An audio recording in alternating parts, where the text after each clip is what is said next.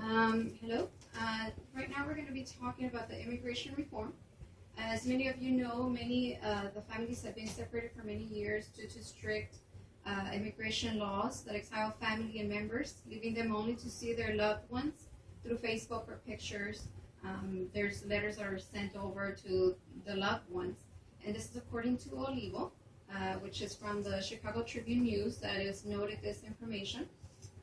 Some of my relatives that personally have passed through tough situations, moments of joy, moments of sadness, and they have been unable to see or to share this information with their loved ones because of the reform that may not pass.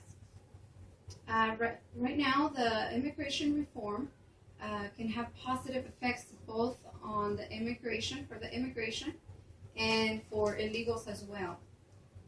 We're going to be talking about three main points, and I would like for you to see that advantages of having an immigration reform. You may be able to speak for so many illegals that are eager to have a chance for the freedoms that we have, that we enjoy, and being able to see our families without worrying about them being deported. Let's talk about three main points. And the first one is that the U.S. economy would be able to increase. And the second point would be that the families will no longer have to suffer from separation from their loved ones. And the third point is that less money is going to be invested in sending more Border Patrol agents to go secure the borders from illegals. So let's go ahead and start with the first point, which is that the U.S. economy would increase. And this is noted by Ordonez. He is the reporter from NBC News. And he notes that according to our economy, it has been plummeting greatly. Therefore, if we allow the an immigrant reform, to come, then new workers will be able to help circulate more money and the economy would slowly increase.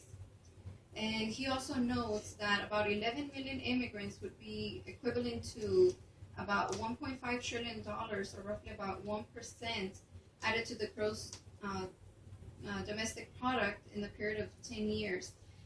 So as we know, that would be a great increase in the economy.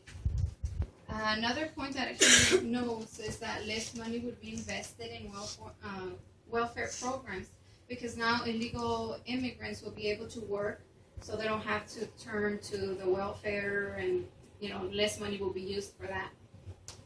Now let's talk about our second point.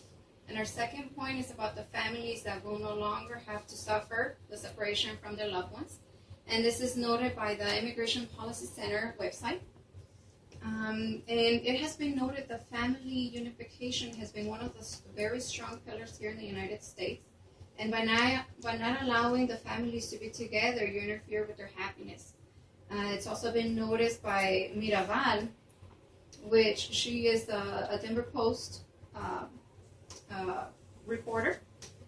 She knows that many children have been left without their parents or caregivers, and this leaves them just with no instruction in the world whatsoever. They're just left wondering what they have to do, to meet the ends. It's also noted by PBS NewsHour that many of these kids are left behind to deal with the loneliness and financial and social hardships due to not having a stable home. Third point that has been noted by the Immigration Policy Center is that a well-functioning family-based immigration system is a critical component of ending the illegal immigration, because it removes a key motivation for entering illegally.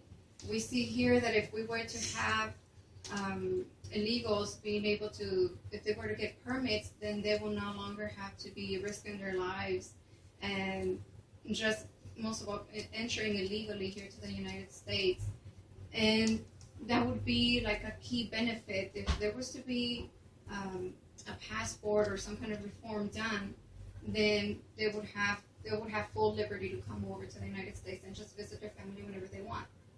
So that's a big plus. And now let's go ahead and talk about third and last point. And this one is that less money would be invested in sending more personnel to secure the borders from illegal immigrants. And this is noted by Bennett. Benek is from the NBC Latino. And here she notes that along the southwest border alone, 2 decades ago, only about 4,000 Border Patrol agents were hired compared to now. There's about 18,500 Border Patrol agents that have been sent to the borders to forbid people from coming in. And she also notes, Benek, also knows that the fence between the United States and Mexico runs about 651 miles, and it's about a 1,954-mile border. Most of it has been built since 2005, and at some point it has been noted that maybe it will be up to an 18-foot high steel structure that is going to prevent people from coming in. It's going to have wires all over the border so that people just will not come in. They're just going to extreme measures. The last point that Benek notes is that it has been noted that it will be there will be no reform unless there's stricter securities in the border, and that's to allow the illegal immigrants to be able to get permanent residency here. So the issue right now is that unless those needs are met, then there will be no reform. And to conclude, then, I want to just point out to you guys the 3 main points that we talked about. We talked about how the United States economy will increase. We also noted that families will no longer have to suffer the separation from their loved ones. And the last point that we talked about was that less money will be invested in sending more personnel to secure the borders from illegal immigrants. So now I'm speaking to you, and you have the power in your hands to speak for many families that are just waiting for this reform to pass and to just get a chance to enjoy the liberties that we can enjoy at no cost. I hope that after hearing this information, you are encouraged to participate in your communities and be able to speak about this issue that is just have been evolving over the years, and hoping so much that something can be done so that millions of thousands, if not, of families can be reunited one more time.